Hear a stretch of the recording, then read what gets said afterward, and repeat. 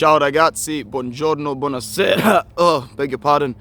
Woken up a little bit sick here today at the crack of dawn in Sydney. Another 5 a.m. kickoff. But, it's all good and siamo il champions! No, non ancora. Non ancora ragazzi, calma tranquillo. We need to be a little bit more mature about this, and we'll speak a little bit about that as to why. Oh, man, it's cold. Fucking freezing. Oh. So, Inter 2, Chievo 0 in a match that saw us play incredibly poor once again. I'm actually going to do this somewhere else today.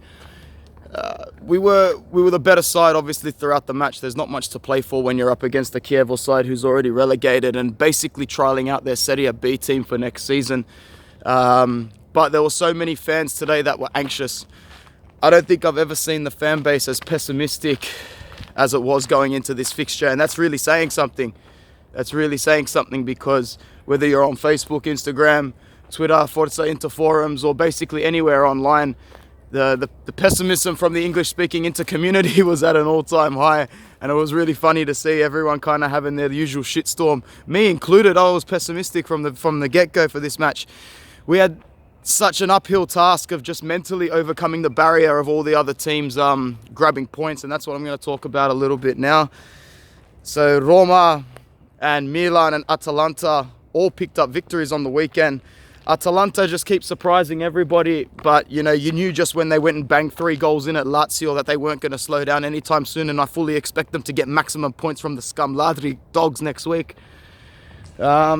No one really gives 2 shits about Juventus. Everyone knows their shit. Everybody knows they walk the league falsely. Everybody knows that they can't play, so it wouldn't surprise me to see those scumbags drop 9 points till the end of the season. Sorry, 6 more points.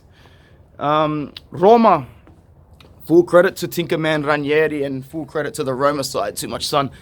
After they sacked Di Francesco, I think everyone expected them to drop off, but they didn't, and they're still hanging tight. Could work out better for us in the end. It depends on who you prefer to make it back into the Champions League. I personally don't want to see AC Milan anywhere near it. So the fact that they're still around did give me anxiety and did annoy me, because I figured that if we were to lose our spot to AC Milan in the Champions League, you wouldn't have anywhere to go on social media, anywhere to go online without all those rats coming out of their holes quick smart. But at the end of the day, we got the victory today, and it wasn't a great performance, obviously. We didn't expect it to be.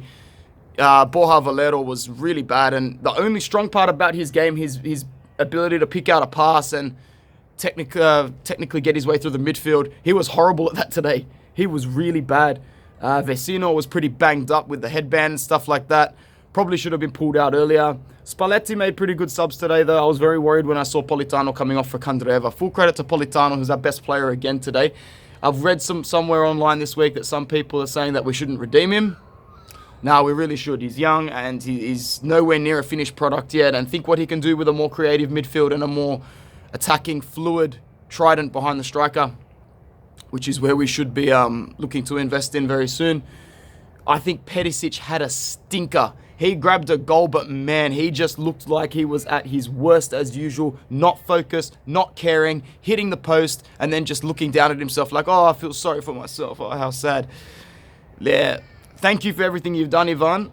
Let's be real. You've been our best player. Technically, you're a much better player than Mauro. You're the best quality player we've had on our team since you arrived at, what was it, the start of 15-16 campaign? I think so. So seeing the back of him won't be too upsetting, but it does have to happen. In regards to the table and the fixtures, 2 games left, ragazzi. And with this 3 points now, we don't even have to win. We can draw to Napoli and draw to Empoli, or we can lose to Napoli and win to Empoli. But Empoli have been doing bits. They've been winning games, and they're going to be fighting for relegation right until the last day. And you don't really want to be facing a team that's fighting for relegation. So now we have an opportunity. An opportunità presents itself, ragazzi. We got to go to Napoli next week, and we got to take it to them. They've got nothing to play for. We do. We did them at the San Siro with a late Martinez goal. If we go there and shake them up the same way a few sides have this season, then we can probably go out and get a result. If we sit back and put ourselves in that anxious playing state of mind, then we're not going to get a result at Napoli, and then we're just going to shit ourselves when it comes to Empoli, and we don't want that. Oh, man. Anyway, I think I might even go back to bed today. 3 points. The biggest 3 points that we've had this season, and it's come against the relegated side, Chievo. But at the end of the day, win's a win. Forza Inter. Ciao, ragazzi.